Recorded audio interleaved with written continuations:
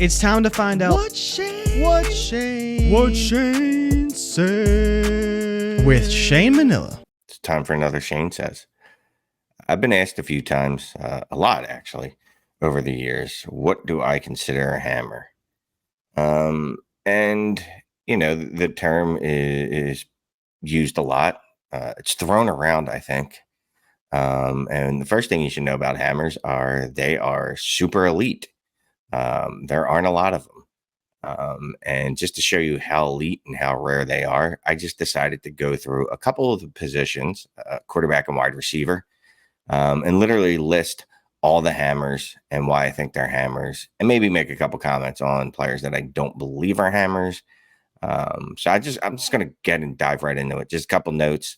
If I reference any stats from 2023, it is only through 16 games, not 17 games, because the 17th game, not everyone played. And if they did, they didn't play full games, not everyone. And this is based on 4-point passing touchdowns, which does favor rushing quarterbacks. But I will say in general, rushing quarterbacks usually have an edge on non-rushing quarterbacks for obvious reasons. If it's not obvious, because they have additional points from rushing yards and rushing touchdowns. So anywho, these are the quarterback hammers. There's a couple ways you can base this off of, right? Or a couple things you can look at. If you want to look at top scoring quarterbacks by point per game last year, there were only 3 to hit 20 points per game last year. There was Josh Allen with 23.1 points per game. There was Jalen Hurts with 22.2 points per game, and Lamar Jackson 20.7.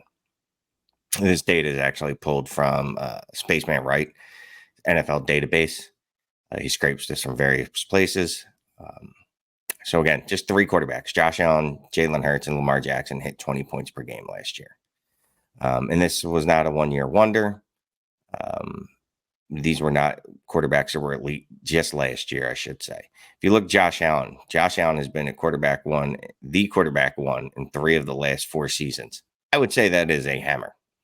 Jalen Hurts has been QB6. He was a QB6 in his first rookie season, not his rookie season, but the first season that he started as a quarterback, first season that he started. Then he was the QB1 and the QB2 in subsequent seasons. Even last year, I know he struggled, air quotes, but he was actually the QB2. Lamar Jackson has 5 top 8 seasons. He has 2 top 3 seasons and 5 seasons as a starter. So in his 5 seasons as a starter, each of those seasons, he's been at least top 8. One note about last year: there wasn't another quarterback that hit 20 points per game. That would have been Joseph Flacco. Joseph Flacco will not be considered a hammer. Joseph Flacco did that in 5 games, and Joseph Flacco does not have a job in 2024 because Joseph Flacco is especially old. Joseph Flacco is not a hammer. So my first 3 hammers at quarterback: Josh Allen, Jalen Hurts, Lamar Jackson. Another way you could look at it is spike weeks, right? If you base it on spike weeks, and what do I consider a spike week? I consider a spike week as 25 points plus in a given week. Last year, there were 59 occasions in which a quarterback hit 25 points or more. And the quarterbacks that led that were Dakota Prescott had 5. Then Jalen Hurts, Lamar Jackson each had 5. Then Brock Purdy and Josh Allen each had 4. If you notice some correlation or some redundancy there, Jalen Hurts, Lamar Jackson, Josh Allen, already spoke about those 3. This kind of hammers home. Don't want to use the word hammer homes, but whatever. I'll say hammers home the point that those guys are hammers. It is interesting with Dak and Brock there. So I want to just discuss them a little bit. I don't think Dak Prescott is exactly a hammer. He's only had 2 seasons where he's put up top 4 production out of 7 full seasons that he's played. I'm not counting the 2020 season. He only played 5 games. He was on pace for a QB1 season. Excuse me. He was on pace for a QB1 season, but we don't know what happened in those remaining games. It would have taken, 5 games is a very small sample, 2 bad games, and that could have crashed. So I don't consider Dak Prescott a hammer. And this is my show, so I get to say who's a hammer on this show. But you could consider him a hammer, but I do not. Again, he has not had multiple years of elite production. He's just had 2 out of 7. Brock Purdy. I don't know what to do with Brock Purdy. I'm not going to consider him hammer. Now, based on spike weeks and actually where he finished last year, he was the QB6. You could say that he is a hammer, but I'm going to put a lot of what he did on the back of his offensive scheme and his offensive weaponry. And that might be too critical because, well, that's not his fault that he's in a good offense with a good scheme with good players. But I'm not going to count him, mainly because I think if you take some of that weaponry away, if something were to happen, he would not be able to carry a team. He would not be able to produce on his own, I should say. Well, no one can produce on their own, but he wouldn't be able to produce at an elite level if you take a weapon away from him. Whereas, again, guys like Josh Allen, Jalen Hurts, Lamar Jackson, I think they would. So right now, again, just 3 hammers. Now, you'll notice I haven't said one dude's name already, and I know you're already thinking of it. Patrick Mahomes. Okay. He only scored 17.5 points last year. Again, only air quotes. Depending on how you look at it, if you don't count players who played 8 or fewer games last year, he finished as a QB 10. If you do count players that played less than 8 games, he was quarterback 14. But he only had 2 games over 25 points. That's last year, right? Long term, we need to note that he's been a QB1 in all 6 of his seasons as a starter, all 6 of them. And this isn't back end QB1 seasons. He's been including 4 top 5. Yeah, he's had 4 top 5 seasons. That's pretty good. So yeah, that dude is just absolutely a hammer. So he's my 4th hammer. So Patrick Mahomes, 4th hammer. I think it's obvious. I think it's just, I just wanted to jump in here. I'm sure someone's going to ask me about CJ Stroud. CJ Stroud had an excellent rookie season, using the same metric that I did with Pat Mahomes. If you count players, quarterbacks that played under 8 or under fewer games, he was either the QB7 or the QB10. Either way, a great rookie season. He had 2 weeks with 25 points or more. I don't consider him a hammer. I could be wrong. I think you'll notice of the players that I consider hammers at the quarterback position, they all have a certain profile to them, a certain mobility to them. They all could either rush for 15 touchdowns or 800 yards if they so choose, or in Patrick Mahomes' case, throw for 50 touchdowns. Maybe CJ Stroud gets there. I'm not willing to put him there yet. So this is probably going to annoy people. I'm putting Kyler Murray as a hammer. You don't like it? I get it. Kyler Murray is very disrespected in the community. Maybe I'm a little higher than I should be, but either way, he's my 5th hammer. He has 2 top 4 seasons and 4 full seasons played, 3 top 7 seasons. That seems elite to me. That seems like a hammer. He's a hammer to me. So I've got 5 right there. That's it. 5 quarterbacks. 5 quarterbacks that I list as hammers. You'll notice I didn't say Justin Herbert. I didn't say Joe Burrow. I think both players are very good. I think both players are excellent even. Maybe even elite, but I don't think they're hammers. Again, a hammer is someone that can flip a week completely on their own multiple times in a season. They are very good. Both are, though they have mobility, and I think if they chose to, they could run for a lot of yards. They don't choose to. I think that limits their upside. So those 2 gentlemen are not hammers to me. Another good example of someone that's not a hammer, Trevor Lawrence, and specifically why he's not a hammer is because he's giving you back-end QB1 production. That's not elite. That's good production. That's okay production. I don't want to say it's replaceable because that dismisses it and kind of demeans it, I guess, for lack of a better term. It's good production. It's not great production. He's not elite. He's probably what the perfect, or he's probably trending towards a guy like Kirk Cousins, trending towards that type of career, a guy that has had multiple top 12 seasons, including top 6 seasons, but typically he's a back-end QB1. Someone like that is not a hammer. So again, I have, 5 hammer QBs. Let's see. We've got Joshua Allen, Jalen Hurts, Lamar Jackson, Patrick Mahomes, Kyler Murray. That's it. I said it's an exclusive club. Again, I'm looking for guys that put up multiple high-end QB1 seasons and/or spike weeks. Wide receivers, going to be looking for the same thing, right? I'm looking for players that put up high-end wide receiver 1 seasons or a significant number of spike weeks, 25 points or more. And again, generally, I want younger guys. Every one of these players that I'm about to list have had multiple top 10 or better wide receiver seasons and or have absolutely smashed as rookies. Now, in rare cases, you can bank on a wide receiver that's who's aging out, and keep them in the hammer tier because the production is just so elite.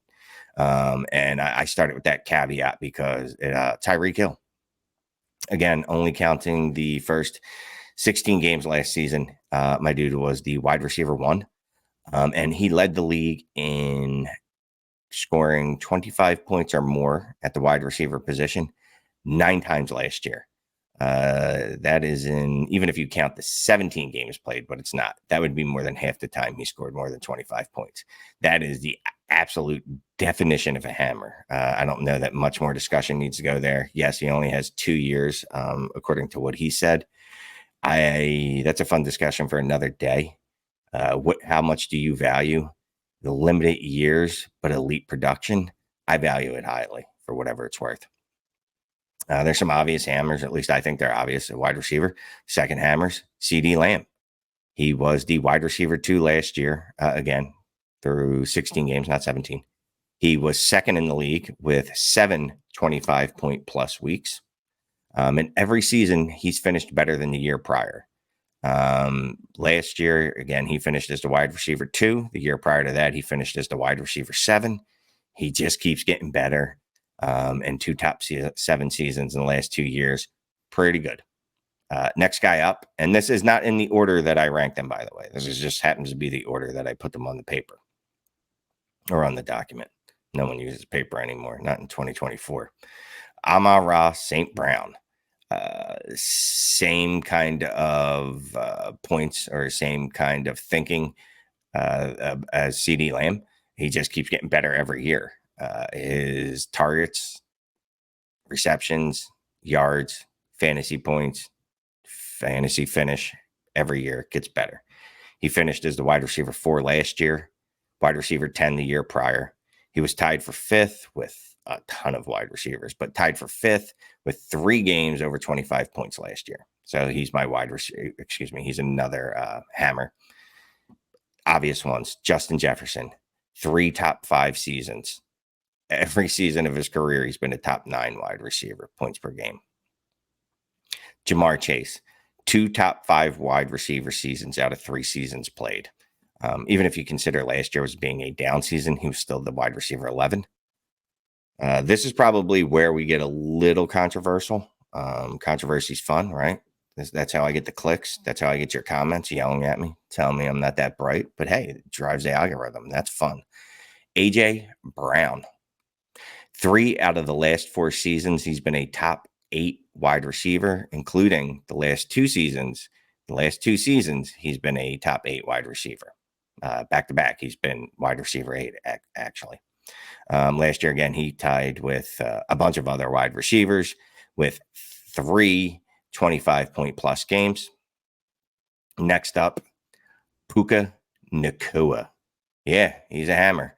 I got a lot of questions last year if I was ready to put him into the hammer tier, and I was never ready to do it at any point. Season ended, obviously. Time to look back.